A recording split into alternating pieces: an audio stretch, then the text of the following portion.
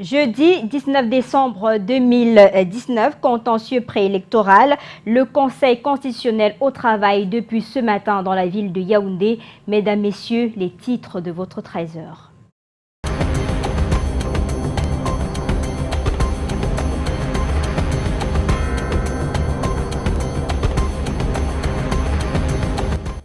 Les membres de l'Auguste Cour examinent depuis ce matin les recours déposés par les partis politiques en vue du double scrutin en préparation. Selon nos reporters sur le terrain, une cinquantaine de dossiers sont déjà passés au crible des conseillers. Jusqu'à présent, rien de spectaculaire. La majorité des requêtes est jugée irrecevable à quelques exceptions près dans la ville de Yaoundé, mais on fera le point dans quelques régions du Cameroun. Le marbre de Batao se vend bien à l'extérieur, bien inspiré, celui qui indiquerait l'emplacement du village Batao sur une carte du Cameroun. Pourtant, ce bled de la région du Nord produit et exporte un marbre très prisé à l'étranger. Il est extrait, taillé de manière artisanale pour le bonheur des bâtisseurs étrangers. C'est la page découverte de ce 13h.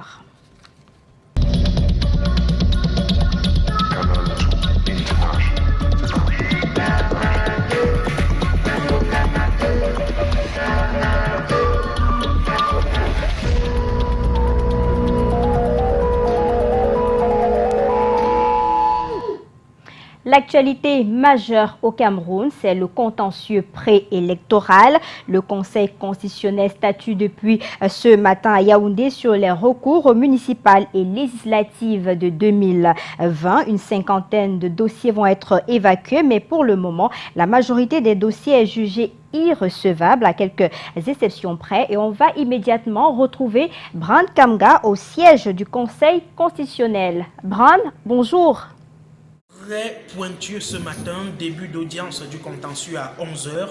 Je rappelle que dans le rôle de cette audience, 55 dossiers sont enregistrés et jusqu'ici, de la dizaine de dossiers évacués, on a 4 qui ont été jugés recevables. Il y a notamment la liste de RDPC dans le Mboye au nord-ouest qui a été rejetée pour non prise en compte du genre à la demande du Social Democratic Front.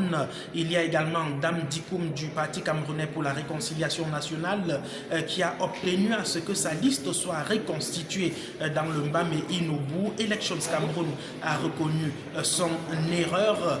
Autre dossier jugé recevable, c'est le FSNC qui, dans le Grand Nord, a demandé à ce que un nom à la députation du PADEC, notamment Dame Aïssatou, soit remplacée parce qu'elle n'a tout simplement pas produit un bulletin en bonne et due forme. Et le quatrième dossier qui est renvoyé en fin d'audience, c'est notamment celui de l'UDP qui, dans le Vouri-Ouest, demande à ce que sa liste soit réhabilitée. Au départ, le défaut du rejet, le problème du rejet, c'était le défaut de cautionnement, et à l'arrivée, un autre motif non pris en compte des composantes sociologiques. Le Conseil constitutionnel estime qu'il faut donc délibérer ce dossier. Les autres ont été jugés irrecevables et on se demande si le Conseil constitutionnel pourra libérer tous ces 55 dossiers aujourd'hui. Il faut le dire, sur ces 55 dossiers, 21 concernent l'Union des populations du Cameroun.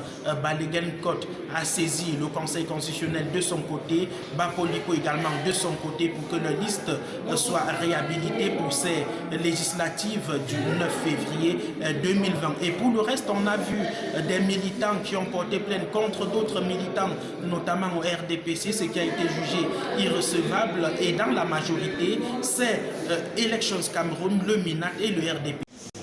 Et le RDPC, je le disais donc, qui sont épinglés ici par au total 19 partis politiques et 5 particuliers qui ont fait recours auprès du Conseil constitutionnel. D'ici à ce soir, on verra ce qui a été fait. Depuis le siège du Conseil constitutionnel, Bran Kamga, Constant Kamga.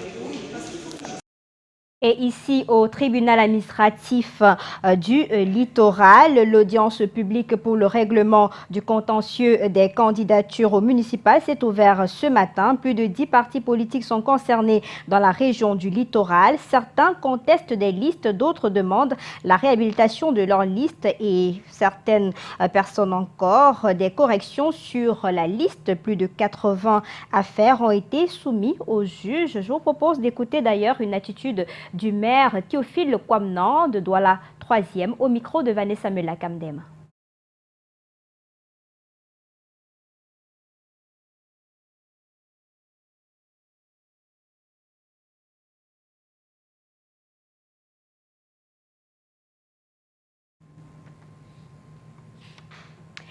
Quelques soucis techniques, on revient donc sur cet élément qui nous vient du tribunal administratif du littoral où l'audience de règlement du contentieux des candidatures aux élections municipales se tient depuis ce matin. On va vous proposer donc une attitude du maire Théophile Kwamnan. C'est au micro de Vanessa Mela-Kamdem. Je vais vous dire honnêtement que je ne suis pas membre du conseil juridique SDF. Je suis ici en qualité de mandataire de la liste SDF de la 3e. Nous avons introduit un recours pour rectification matérielle de nom sur la liste uniquement. Donc le reste, vraiment, c'est des choses juridiques de savoir quels sont les recours posés ici et là et les motifs. Je ne sais pas ce qui s'est passé ailleurs et chacun balaie sa fait. L'audience a déjà été ouverte à l'intérieur, c'est pas encore le tour du SDF. Comment est-ce que vous vous sentez en attendant l'audience? Je vous dis qu'en ce qui me concerne, c'est un problème de rectification matérielle. Donc, si les noms sont rectifiés sur la liste, c'est vrai que nous avons solidarité entre les partis, mais pour l'instant, je dis que chacun doit faire son travail. Le conseil juridique est là et je connais la compétence des camarades, donc ils vont se battre. S'il y a des problèmes, il faut que les choses soient rectifiées. État d'esprit, votre état d'esprit. C'est vrai. Et notre reporter nous annonce d'ailleurs un défilé des militants sur place au tribunal administratif du littoral. On aura l'occasion de revenir sur cette actualité dans nos prochaines éditions. Mais on reste toujours avec ce double scrutin de février 2020. La sensibilisation autour d'un processus électoral pacifique s'intensifie dans la région de l'Est Cameroun. L'UNESCO forme des jeunes ambassadeurs sur le concept de paix et conflit et surtout les instruments de prévention et de solution de la crise. Aimé Catherine Moukouri, Kizito Koumaï. Des jeunes en provenance d'une vingtaine de communes de la région de l'Est Cameroun, réunis pour participer à un processus électoral pacifique dans le pays. Un atelier organisé par l'UNESCO. C'est une coïncidence heureuse parce que nous sommes à quelques mois des élections législatives et municipales dans notre pays qui se tiennent le 9 février 2020. Et nous sommes ici à Bertois pour non seulement partager nos expériences avec les jeunes. L'atelier a eu pour principal focus la compréhension des concepts de paix. De manière plus pratique, je pense que cet atelier va nous donner la possibilité désormais de pouvoir déterminer et surtout d'anticiper sur le terrain toutes les questions qui relèvent des conflits. La paix est un idéal et quelque chose à laquelle tout le monde doit aspirer. Les jeunes aujourd'hui constituent une couche assez vulnérable et nous sortons de ces séminaires satisfaits. Violence et surtout les instruments de prévention et résolution de crise. L'objectif est de prôner la non-violence et la tolérance. Les 50 jeunes présents ont reçu la distinction d'ambassadeur de l'UNESCO pour la paix. Autre formation, c'est celle des jeunes de la ville de Marois pour l'assistance psychosociologique aux différentes victimes de la secte Boko Haram qui ne désarme point. Elle continue d'ailleurs d'infliger divers traumatismes à ses victimes. Des précisions avec Yvonne Katinken et Aminou Aliouma. Ils sont jeunes et pour la plupart victimes des exactions de la secte Boko Haram. Ils sont devenus vulnérables avec des besoins pressants. L'association Rayon de Soleil est allé au chevet des victimes pour leur apporter le soutien nécessaire. Nous avons formé au total 44 personnes, notamment des leaders religieux et puis des leaders des organisations féminines sur les principes, les bases même de l'accompagnement psychosocial, de sorte qu'elles puissent accompagner leurs communautés qui sont durablement affectées. Une quarantaine de personnes a été formée pour un meilleur soutien psychosocial de base dans la région de l'extrême nord. Nous avons remarqué qu'il y avait un vide à ce niveau, au niveau de la prise en charge psychosociale des communautés qui ont vécu beaucoup d'atrocités. Et nous pensons qu'il était important d'aborder cette question si on voulait avoir un impact assez durable dans les communautés.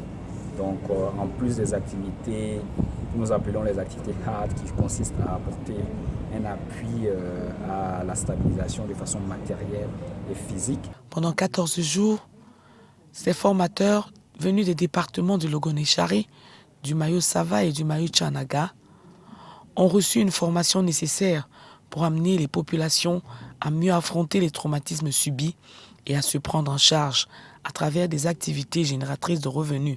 Les 45 personnes formées vont sillonner la région de l'extrême nord, foyer d'incursion régulier des combattants et adeptes de la secte Boko Haram, pour orienter les victimes vers une bonne réinsertion sociale.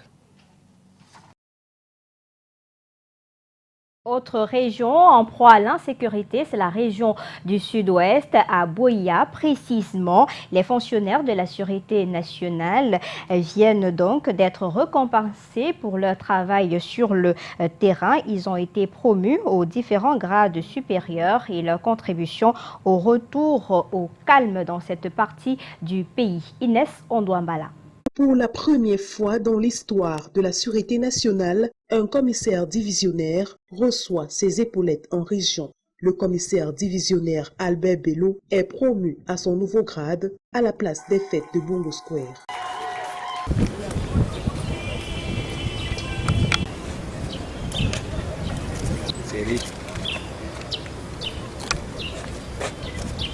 Le gouverneur de la région du Sud-Ouest, Bernard Okaliabilai, représentant le délégué général à la Sûreté nationale, lui remet ses nouveaux attributs. Un sentiment de joie qui m'anime ce jour. Remercier Dieu Tout-Puissant et à remercier Monsieur le délégué général à la Sûreté nationale qui a fait tout pour que je sois honoré ce jour parce que dans cette région que vous connaissez, nous sommes en prise avec surtout le social que nous connaissons.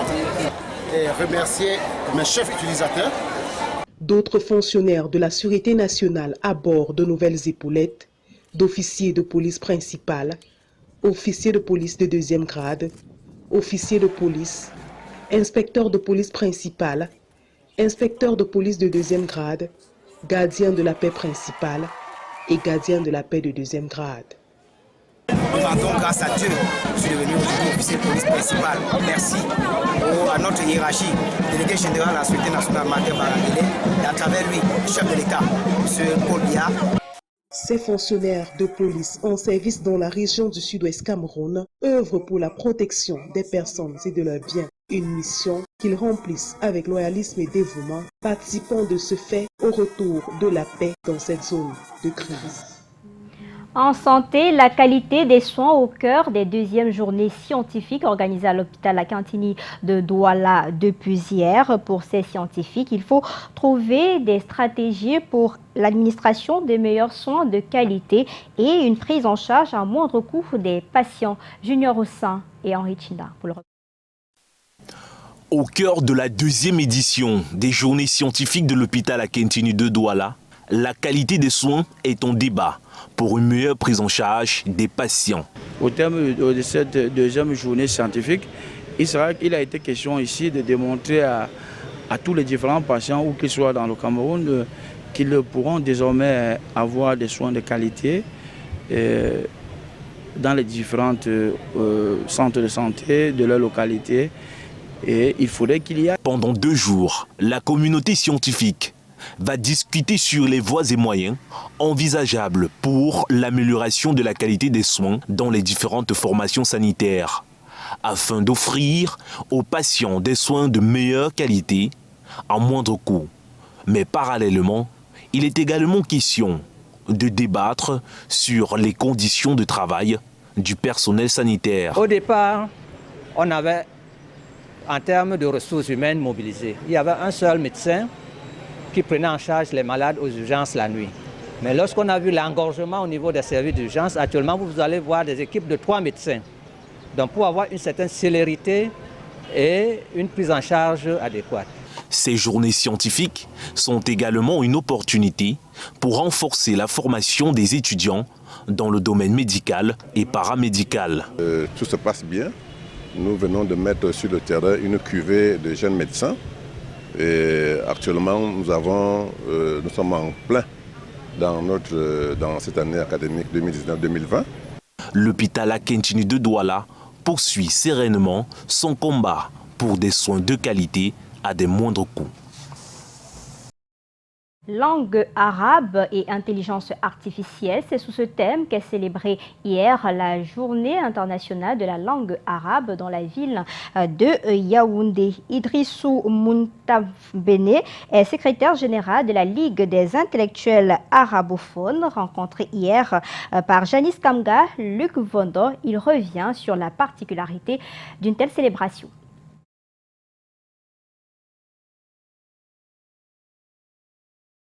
Au niveau des établissements scolaires, dans des écoles de confession islamique, cette langue s'apprend depuis l'asile pratiquement. Mais dans le secondaire, c'est une langue qui s'apprend à partir de la classe de 4e comme deuxième langue, au même titre que l'allemand, l'espagnol, le chinois et bien d'autres. Et depuis quelques années, nous avons observé un engouement des jeunes dans le choix de cette langue comme deuxième langue officielle.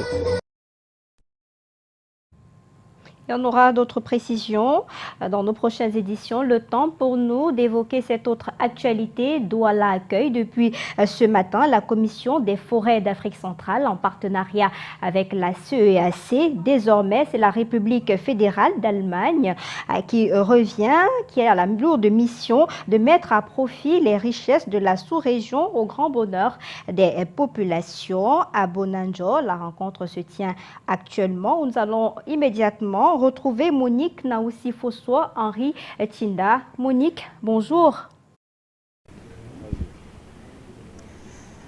Bonjour Lille. Effectivement, les forêts du bassin du Congo souffrent de la criminalité environnementale. Il s'agit essentiellement du braconnage et du trafic de la biodiversité. Il s'agit de la faune et de la flore sauvage. À travers les partenariats, il est désormais question de passer de la préservation et la protection de cette biodiversité pour l'amélioration des conditions de vie des personnes qui vivent dans cette sous-région. C'est d'ailleurs le credo du ministre camerounais en charge des forêts et de la faune, Jules Dorendongo, qui est par ailleurs président en exercice de la COMIFAC, entendez, la Commission des forêts d'Afrique centrale, que je vous invite à écouter.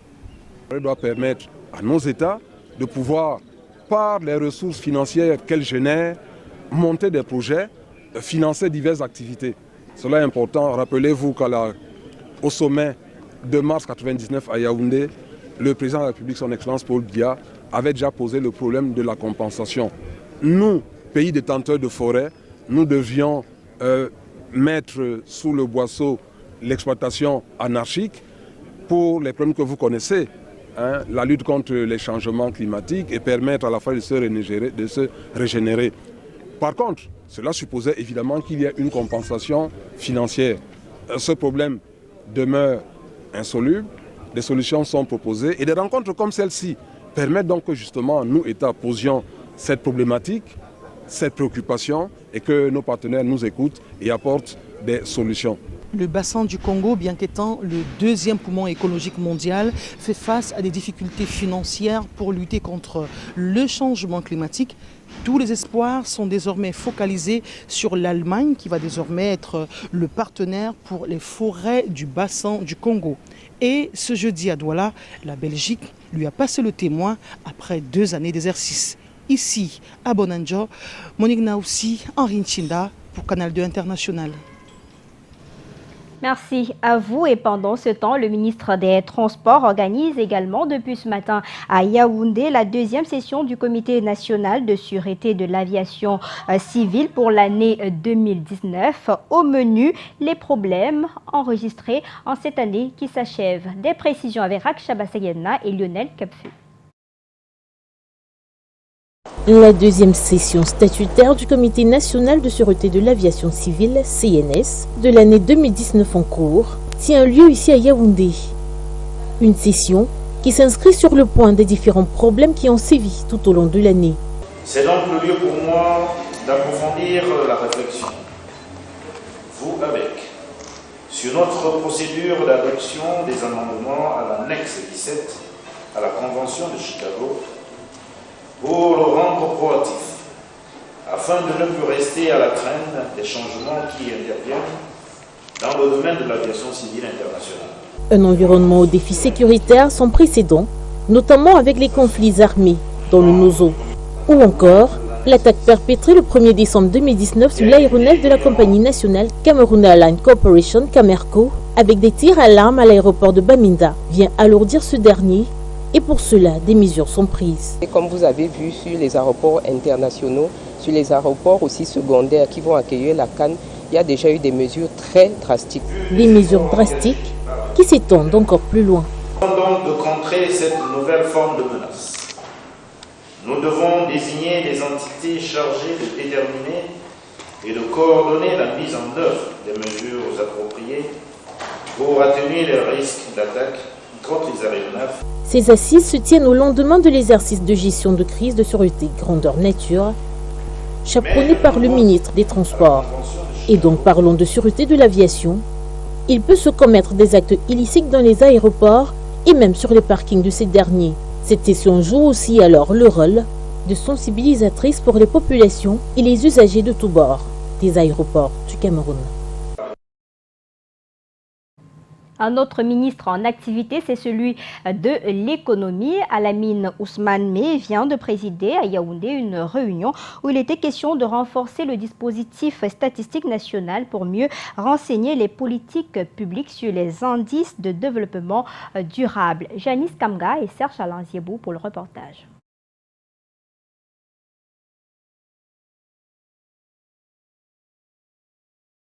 Des acteurs nationaux et internationaux en conclave. En centre de table, le plan d'action national pour le développement des statistiques sur l'environnement, une feuille de route robuste mais indispensable à la sauvegarde d'un bien commun, la planète Terre. L'adoption ce jour d'un plan et la production d'une situation de référence nous permet de jeter les bases pour que au cours des 4 prochaines années, nous puissions mesurer les progrès. Ce sera la capacité du système statistique national à renseigner les politiques que le gouvernement met en œuvre et à mesurer les chemins restants à parcourir pour atteindre les objectifs qui sont fixés. Des statistiques fiables, c'est l'ingrédient principal pour impulser un développement durable conformément aux accords internationaux ratifiés par le Cameroun. C'est des méthodologies internationales qui permettent aussi de comparer les données entre les divers pays. Des deux côtés, on a encore beaucoup de travail à faire, mais je suis très optimiste. À l'épreuve des faits, l'environnement est le secteur par excellence de la transversalité. Sa protection nécessite des chiffres, des compétences multiformes. Ça va nous permettre de mesurer quel progrès nous avons réalisé dans l'atteinte de ces objectifs de développement durable. Sur le plan légal, le Cameroun doit produire tous les 2 ans un rapport sur l'état de l'environnement. Ceci permet de prendre de bonnes décisions qui s'appuient sur des données fiables, vérifiées et vérifiables. Un Cameroun émergent dans un environnement sain, la dynamique est en marche, l'objectif est certes ambitieux mais réalisable, les acteurs nationaux et internationaux y sont dévoués.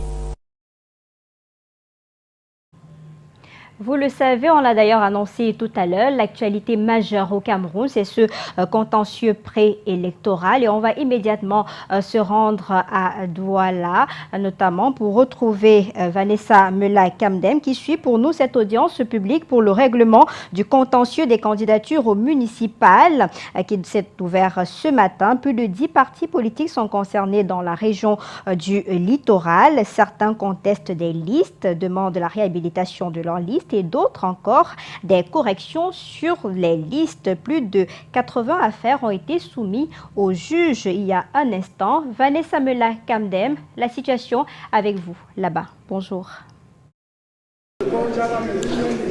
Bonjour Lille Piedjou et bonjour aux téléspectateurs de Canal 2 International. L'audience publique pour le règlement du contentieux des candidatures aux élections municipales vient de s'ouvrir au tribunal administratif du littoral.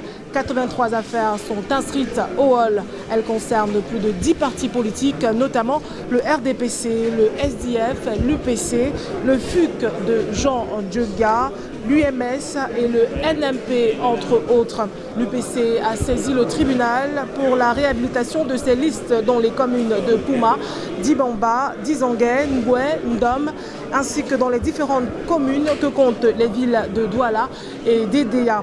Le RDPC, pour sa part, demande la rectification de ces listes dans près d'une dizaine de communes, même si ces listes conduites par Dame Eboudi et Idi Nkonsamba deuxième, Denise Fampou à Douala 2 ainsi que celle de Mombor sont contestées. Parmi les dossiers sujets aux contestations, on note également la liste conduite par Banda Kani du NMP. Du côté du PCRN, on note une demande d'admission de ces listes, tandis que le PADEC sollicite la rectification et la publication de ces listes. Nous ne saurions, faute de temps, parler avec plus de détails des 83 affaires inscrites au hall, mais nous continuons de suivre scrupuleusement les débats pour nos téléspectateurs. À vous l'antenne, Lille Piedjou. Merci Vanessa Mela-Kamdem. La suite, ce sera dans nos prochaines éditions. Le temps pour nous d'ouvrir la page découverte de ce trésor. Je vous amène dans une localité du Cameroun riche en marbre. C'est le village Batao dans la région du Nord. Cette pierre est vendue en sacs de 50 kg. L'activité recrute dans toutes les couches sociales. Vanessa Mela-Kamdem, Aïssatou Bouba nous servent de guide. Le marbre est l'une des richesses du village Batao dans la région du Nord Cameroun. Difficile de le traverser sans en apercevoir des sacs entassés le long des rues en vue de leur commercialisation. L'extraction et la taille du marbre est une activité dont vivent de nombreuses familles dans le village. On part les creuser en brousse. En brousse, on part avec le baramil, la pioche et la masse de 6. On creuse jusqu'à la taille. Et puis on amène la masse, on casse. L'autre même, si tu creuses comme ça, tu trouves un gros caillou, ça ne casse pas. On laisse, on avance devant. On vient comme ça, c'est qu'il y a la saleté comme ça. On cherche la brosse. On brosse et ça devient blanc comme ça. Ces pierres, une fois taillées et réduites à leur plus petite taille, sont également très demandées. Adamou, jeune élève, en fait une activité lucrative à ses heures perdues. Je pars lundi et vendredi à l'école. Samedi et dimanche, je casse les cailloux pour aider mes parents pour l'argent de scolarité et pour venir les retaper en petits morceaux et pour les classer au bord de la route et les revendre. Les usagers de la nationale numéro 1 font partie des clients de ce commerce tout à fait spécifique. On part casser petit pour faire la l'entour de notre bâtiment pour que ça ne salit pas. J'ai l'habitude de payer comme ça.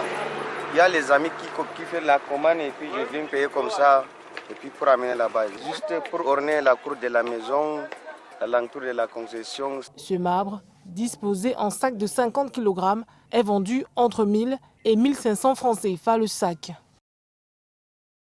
C'est la fin de ce 13h à l'édition Carole Yémelon. Tout à l'heure à 15h30, c'est le journal Écho des régions. 19h50, ce sera le grand format avec Aimé Catherine Moukouri et Alain Zislan Kanga. J'aurai le plaisir d'être des vôtres demain à 13h. Bon après-midi sur Canal 2 International.